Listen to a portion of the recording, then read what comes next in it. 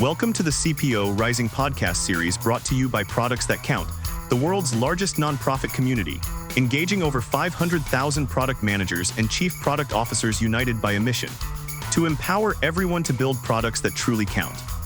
In a world flooded with products, only a few ignite passion, deliver value at scale, and transform lives. Behind those exceptional products are visionary CPOs and high-performing product teams. We recognize these trailblazers through our coveted awards, accelerate careers from PM to the C-suite and beyond through daily best practices, and serve as the trusted advisor to nearly all Fortune 1000 CPOs. Our corporate alliance includes Walmart, Ford, Cisco, Johnson & Johnson, Amplitude, and more. The most admired product leaders across industries serve on our advisory council, guiding the future of product leadership. Together, we're shaping a future where every product counts. Learn more at productsthatcount.org. Produced in partnership with Capgemini and Mighty Capital, this series brings you exclusive conversations between our resident CPO, Renee Niemi, and the 2025 CPO Award winners. Get ready for raw insights, real strategies, and the secrets behind their success. Let's get into it. Hi, today I have with me Kat Downs-Mulder. She is the amazing Senior Vice President and General Manager of Yahoo News and Homepage. Kat, it's so wonderful to have you here for this interview. I've really been looking forward to it. I want to start by saying congratulations on being one of the best chief product officers, best top product leaders of 2025. Thanks so much, Renee. It's such a pleasure to be here, and I'm really excited to talk to you about product and what's happening in the world of product and my career, and just such a pleasure to be here and excited about this. Amazing. And I can't wait to dive in. I know you have so many awesome insights. Before I do that, why don't you spend a moment and introduce yourself? Tell us a little bit about your role. I think most of us know Yahoo News and Homepage, but if there's anything in particular we should know about it, what your role is there, your scope, and maybe your journey up until this to this role, that would be super helpful. Of course. As you said, right now I'm the SVP and GM of Yahoo News, which includes yahoo.com, our homepage. It's the news products, entertainment, lifestyle, weather, and games as well, and the apps that go with them. And I've been in this role about 2.5 years. And in this role, I basically run the P&L for Yahoo News, product development, content, our newsroom, our Yahoo Publishers business, Yahoo for Creators, product engineering, analytics, design, and all sort of component pieces that go together to build that product, to deliver great work to customers, and to hopefully see the business grow as a result. And as some of you may know, Yahoo's been in a really cool moment of transformation over the past few years, since being purchased by private equity in 2021. And so really what I have been focused on is that transformation, manifesting that transformation in the products that our users see every day. A new yahoo.com, a new app, a new newsletter portfolio, a new editorial strategy, new partnerships, launched Yahoo Creators. So it's been a really awesome couple of years that I've been here. And I feel like really has been a very cool job in the sense that it helps weave together a lot of the skills that I've gained throughout my career in a lot of different capacities. So I've loved the internet since I was a kid, since I was a teenager. I built my first websites in middle school. I had a fan site for Buffy the Vampire Slayer, which some of you may remember. Oh my gosh, that's amazing. Best story ever. Yeah, I mean, that was back, everything was just like HTML and frames but such a fun time. The internet was a Wild West then, and that was sort of like when Yahoo was founded and became one of the biggest sites on the internet. So I always loved the internet. I loved storytelling as well, journalism, photography, design, coding. So when I went to college, I studied journalism, but one of the first classes that I took was journalism on the internet, basically. And I realized that sort of I could do this storytelling and journalism coupled with creating things on the internet, this like digital design, digital product. It wasn't called product then. It was just making things online. But I loved that, and that's where I started my career. After I went to UNC, I moved up to DC for an internship at USA Today, and then I went to the Baltimore Sun, and then I went to the Washington Post, where I spent almost 15 years in a bunch of different roles. First as a builder and a maker of interactive projects and products, both at the beginning of my time there. I did both of those things, product design and editorial design. And then after about 5 years, I moved into leadership. So I led a team that built really like kind of story-based products, tools and templates, but really on everything from breaking news to investigative series about so many different topics, which was a tremendous amount of fun. And after a certain amount of time in there, I really wanted to move from stories into systems and start thinking about the bigger things that drove engagement with our content. And that's how I ended up making a transition over into product as at that time director of product, which eventually led me to becoming a VP of product and then chief product officer of the Washington Post. So I led my team there for several years and really got to play in a very, very interesting space at that intersection of content and product. Because I think that what's fascinating, especially about media products, is that sort of intersection. And people like to kind of ask, is the product the content, or is the product the experience? And I think it's really that intersection of the two. It's like creating an experience with the content and really deeply understanding how people consume content and what do they need from the content that they're consuming, what are their motivations in the moment, and then using that to craft an experience that can help them kind of maximize that. So it's a really fun space to work in and very fast moving one. And so after spending many years at the Post, I was really excited to kind of transition even more into a kind of tech company and a company of transformation and turnaround. I had lived through that at the Post when Jeff Bezos bought the Post, and sort of very rapid transformation happened a few years after he bought the company that I loved being part of. And Yahoo has just like this incredible leadership team that I really wanted to learn from and work with, and just be part of the transformation that's happening here. And sort of also move from a purely product-focused role into more of a GM-style role, where product vision and product strategy was really guiding the business, but I could also put together the other pieces of the business, right? Yeah. Like ad sales and all these other things that kind of underpin some key elements of our product strategy. So it's been a very cool journey. And one that, I've been lucky enough to work on a lot of different things and a lot of different parts of the business. And now I'm kind of in a good position to bring them together to make something that I feel like is really cool and is coming together very well. Well, what a great journey you've had. And as you were talking about it, I remember back in those days, I had a lot of friends that I actually had a really good friend. It was early day Yahoo, and it was hilarious because they weren't. You guys were called producers, I think, not product Yeah. managers, right? And you produce. It was kind of like a stage or Hmm. a TV show, right? And it's just so funny how it's come all the way. I also love that. It is really kind of leads into my next question. I love that you really have a transformation theme throughout, your major stops in your career. But clearly you also have a business mindset. Like how have you seen your role morph as the top product leader, and even when you were CPO at the Post, did you feel like you had the business lens, or was it until you got to, like, I'd love your view on the morphing of the role of the top product leader.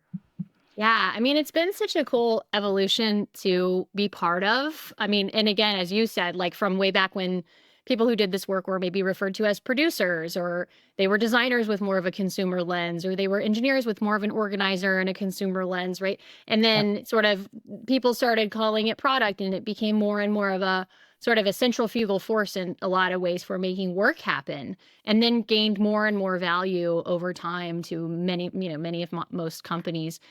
Um, so it certainly evolved a lot during, my time leading product teams. And I think that, when you start kind of building the consumer product and you're always thinking about like what the user needs and what you could build to give them more of what they need, which an engagement follows that and revenue follows that. I think that the progression becomes very natural from a very consumer-focused position to one that has high business awareness and high strategic value. I think that's a natural progression, and that, I think, is what has kind of resulted in product becoming more and more important in most companies, is because in order to be successful in a product function, you have to be able to do many things that the company at a higher level also has to be really great at, right? You have to have really good user awareness. So does the company. You have to have really good competitive and situational awareness.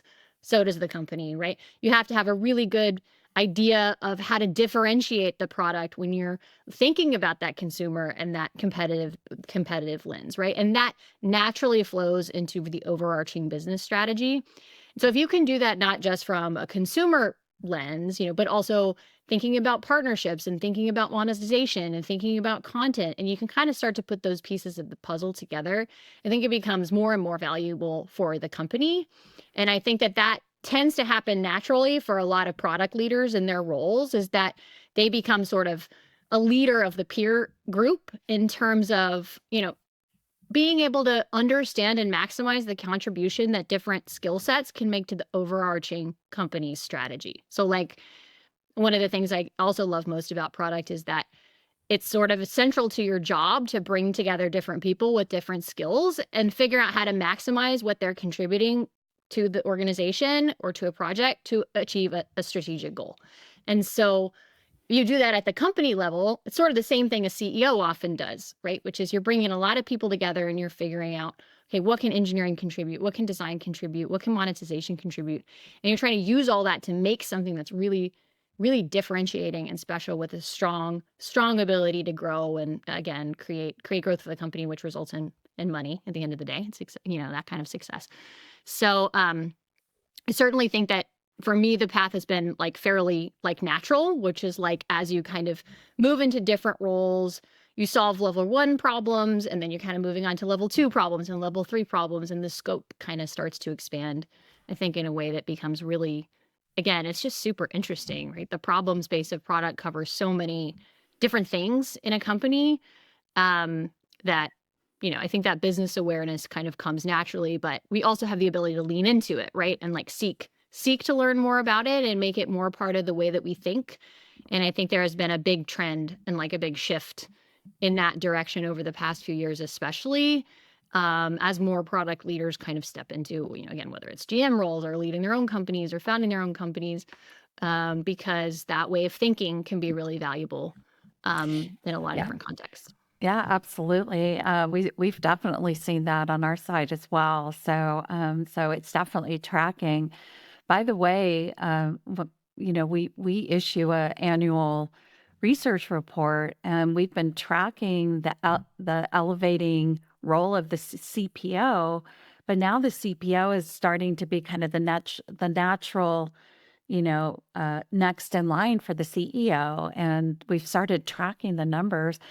20% of our winners last year have been elevated to either president or CEO. So just kind of data underlying and supporting your observation that, the impact and the value creation is very, very real in the product role.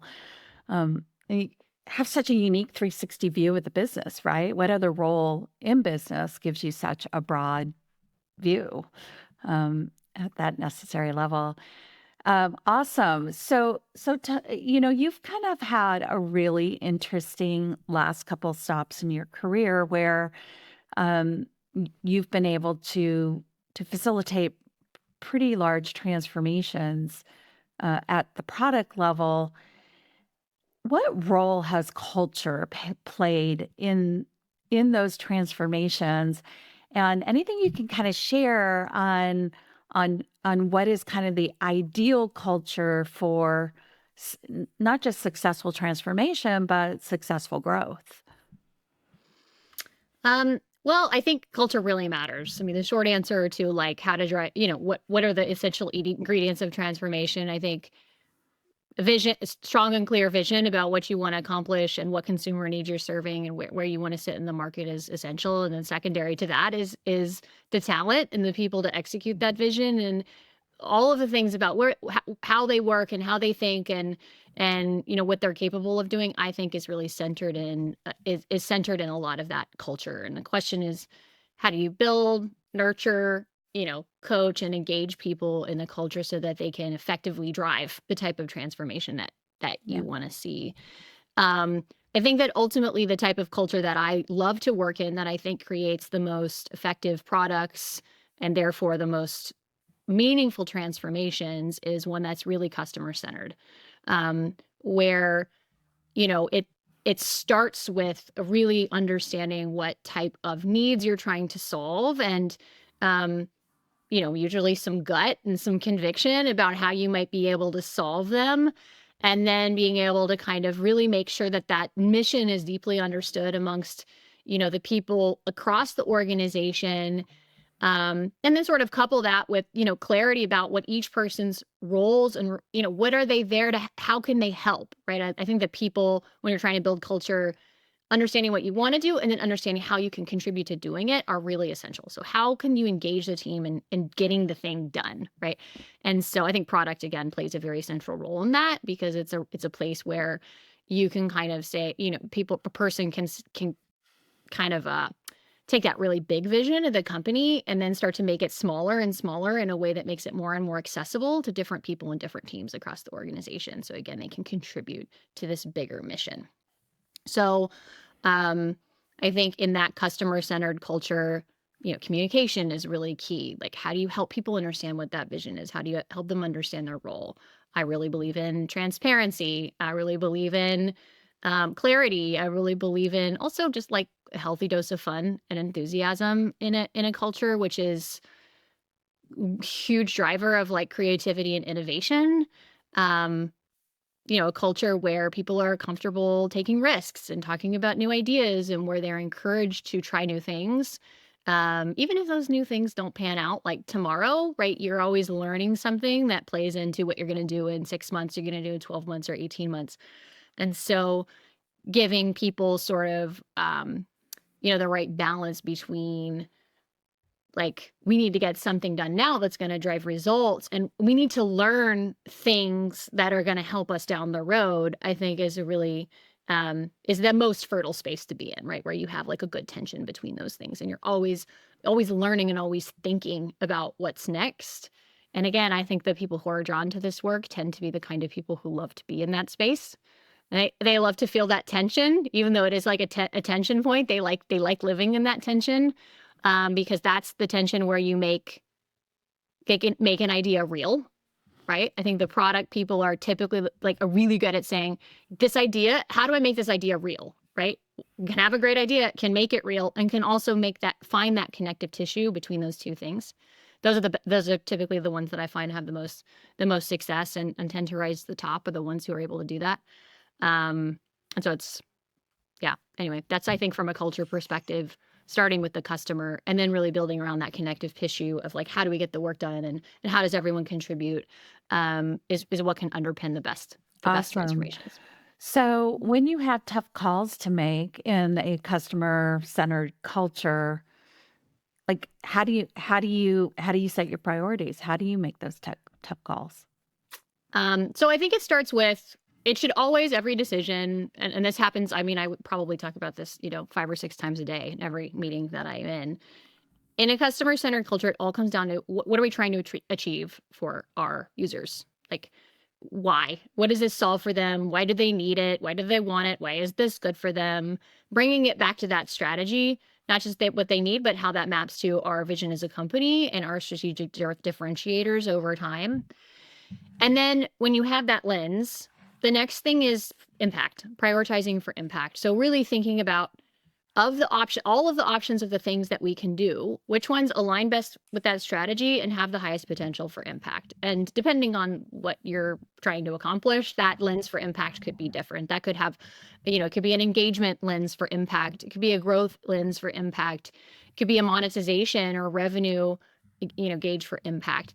But really having a strong sense of what kind of impact is going to help you achieve your business goals, but also lead you toward, being able to measure whether you're leading toward that ultimate vision or differentiator. And so that impact piece is a big part of how I think about prioritization. And I think it's one of the muscles that you build up and get stronger and stronger at as you spend more time in this and kind of move up the organization, because you're no longer prioritizing between tactics necessarily. You're prioritizing between different elements of strategy, right? And so that sort of always trying to keep that lens on, outcomes, not outputs, is something I think about a lot. That's like kind of like a mantra, which is like, it's about the outcomes that we get, not about how many things we do, not about how many boxes we check off a list, right? It's about what impact we have in the world.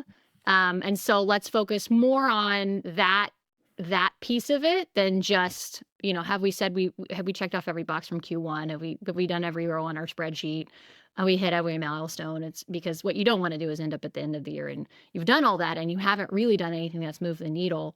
And so, strengthening that like muscle memory of really always bringing it back to outcomes is, I think, something that also really helps us prioritize. And It's really interesting. I have this visual after that is like you got your vision on one circle, and then you've got like your intersecting Venn diagram of customer needs, and somewhere in between is kind of the sweet spot of impact. How do you stay in touch with your customer needs? Because obviously they don't always know what they want, but it doesn't stop them from asking for it. So what's that magical recipe that you do to keep yourself and your team kind of tuned in to what the needs are? There are so many ways to do it. And I think, again, the best folks are kind of looking at like lots of different ways. But one is just talking to people, whether it's like, literally like asking your cab driver friends or families what products they use and why, or just more observational questions. Like in our case, how do you get your news? Or, do you use email? And how do you think about that? In your day-to-day life, talking to people about how their informational needs are changing. Then in a more formal context, there's research, there's UXR, and I think the really important thing is it's not necessarily what people tell you they want. It's more about understanding their habits, their behaviors, their needs, and trying to identify those what's motivating them. What are their unmet needs? And how might you be able, and that's where your problem solving comes in, how might you be able to address those needs in a way they're not being addressed today, right? So it's not, I think there is user feedback that's directly like, I want you to fix this thing, or I want you to add that feature. An awareness of that is important. But when thinking about bigger strategic needs, it's really about that sort of more, it's a deeper insight about what's driving the consumer behavior. And then, so that's like sort of the staying in touch with customers piece.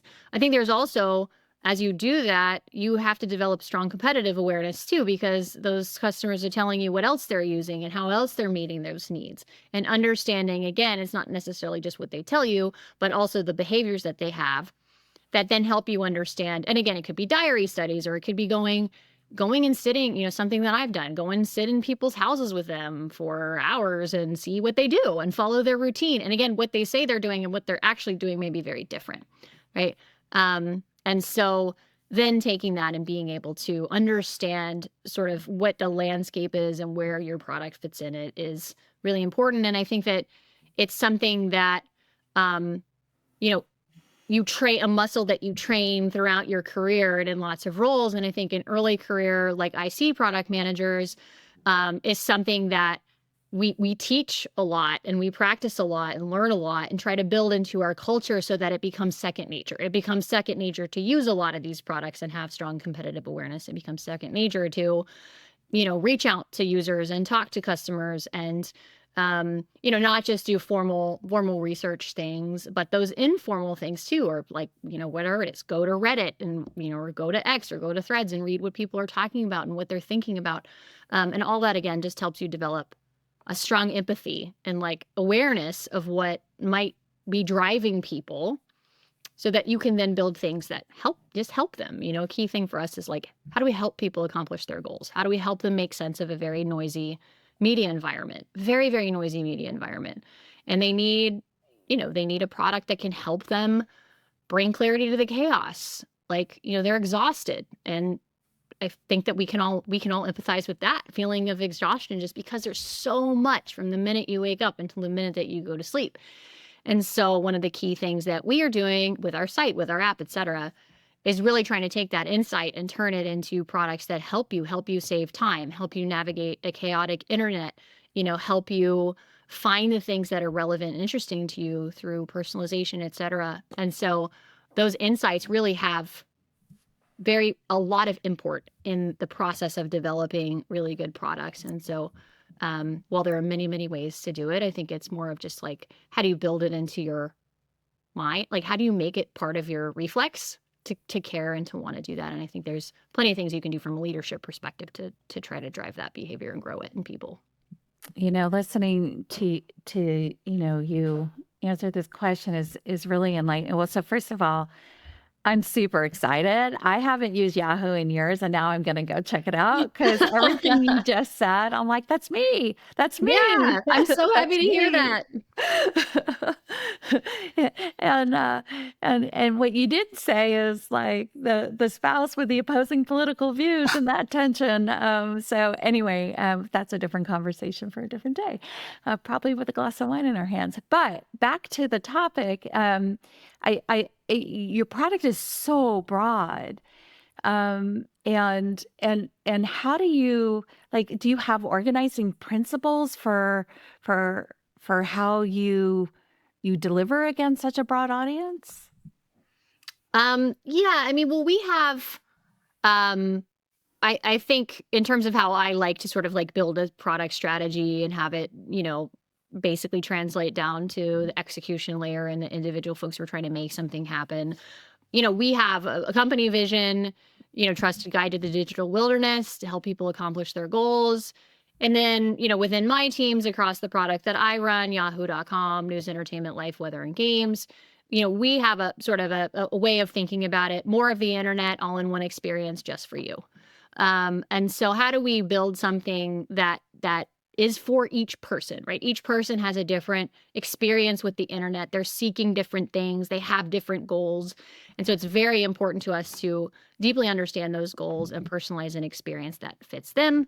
And that's what we're on a journey to do. I think if you start hopefully using our newer versions of our products, our homepage, Yahoo.com just came out in early February. So it's pretty new.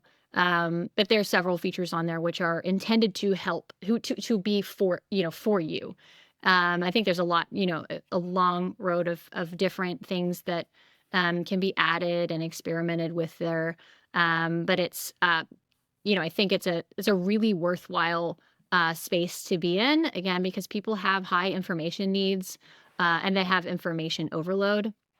And so if we can set up those strategic things and themes, and then we can get, every team in our organization, whether it's our personalization team or home team or app team or topics team, we have all these teams, get them all sort of focused on those core themes of, simplifying the internet and making it just for you, right? For your needs, for our individual customers' needs.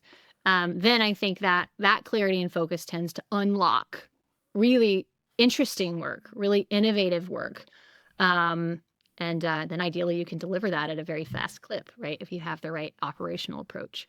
So yes, it is very fun. And I think you can start to see that across, the portfolio of products within Yahoo, which pretty much everyone has been redesigned since I joined the company a couple years ago. Nice. Well, I'm really looking forward to my tour later this afternoon. But it strikes me that with so many different inputs, from a content perspective, and B, from a customer needs perspective, like I immediately go to this to the two letters of the century called AI, and I would love your perspective. How is AI impacting your business, both from I'm going to say from a customer perspective as well as an internal perspective?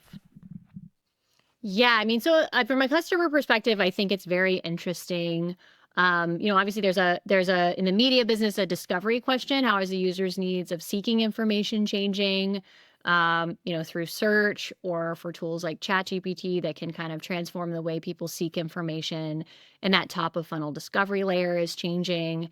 Then it's the question of how they're engaging in that information once they discover it, with the ability to, perhaps customize. We've got features like key takeaways and things like that that kind of just simplify the experience, or aggregate experiences with information. So I think there's lots of exciting things happening in the space, just with the tools that large language models have kind of unlocked. And for us, it's also things like content understanding, so we can use those tools to more easily understand content. I mean, we have 1,000+ publishing partners that bring content into the Yahoo network. So being able to deeply understand that content in order to match it with a specific user and their needs is tremendously important. And we've got way more capability to do that than we did just a couple of short years ago. So there's lots on the consumer side. I think that's very interesting. Then there's the question of how we work and like how these tools can help us save time and help us, little things like, automated meeting transcripts that like come up with their own next steps. And while, some of the times they miss, sometimes they hit, and it does save you time and energy. And so I think encouraging and reminding folks on our teams to just be like really curious and open-minded and rethinking workflows that they've had maybe their whole careers. Like, how could you use these tools to help you make a first draft or come up with a script for a hard conversation, or so many things that they can help you with, right? That it's been very fun to see some of that manifest, both informally, just in terms of how people use some of these conversational tools to unlock value, but also formally, in some of the tools that are now kind of baked into our workflows, that can save us time and save us energy. So again, we can put our time and our thought and things that are unique to us, uniquely valuable for us. I think that being able to shift that from maybe low value work that, writing meeting notes, right? If we're not doing that, we're doing something smarter, which is what really are the next steps on this work, right? How do we take this to the next level? How do we elevate this idea? And that is what we want our team doing. So I'm pretty jazzed that some of these tools are helping to kind of shift some of that low value work and let us redeploy that into higher value paths. What would you say, like if you had to put an efficiency number, like how much time is it saving you, do you think? Well, that's a hard question to answer, but I would say it's pretty significant. I mean, just for myself, I feel like from a first draft perspective, some of these tools are incredible. Like, and I think yeah, I hesitate to put a number on it, but I do think like it's really powerful. For me, has been awesome toolkit to have access to, and I hear the same thing from my team. And I think, the trick is don't let that like first draft be your final product, right? Like you have to do that next like step of like the deep thinking, right?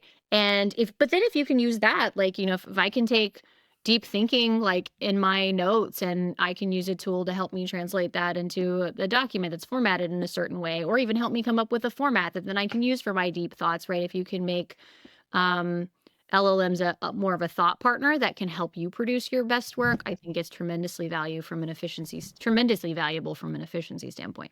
Yeah, I'm not going to hold you to a number. It was very eloquently sidestepped, by the way. But I don't, I'll just give my own perspective. Like if you took those tools away from me today, I would literally cry. I'm like, no, I don't want to go back. I don't want to go back, because it's just unlocked time for me, time that I can choose how I spend it. Sometimes I choose it to take it back and, walk my dog. Maybe It's awesome. I take the extra time to go work out, she It's says fantastic. I in mean, air quotes. yeah. I use the Poe app, which gives you access to like lots of different like AI tools. I'm probably in there like at least 10 or 15 times a day, like doing stuff, It's crazy. on all kinds of different stuff. planning a trip personally, drafting a job description, like exploring an idea, right? There's like so many different things. It's just the Creating master images for unlocker. presentation, thinking about creating images for presentation to express complex ideas, right? There's like all these things that you can do with it. It's very cool. So I yeah, know, I it's have the so same cool. feeling as you. If it was taken away, I'd be like, what? Like, Give it no, back. bring it back. I gotcha. Listen, it's been a ton of fun. Unfortunately, we're nearing the end, but we still have our quick questions and answer section. Are you ready? I am ready. All right. First question: what makes a great product leader?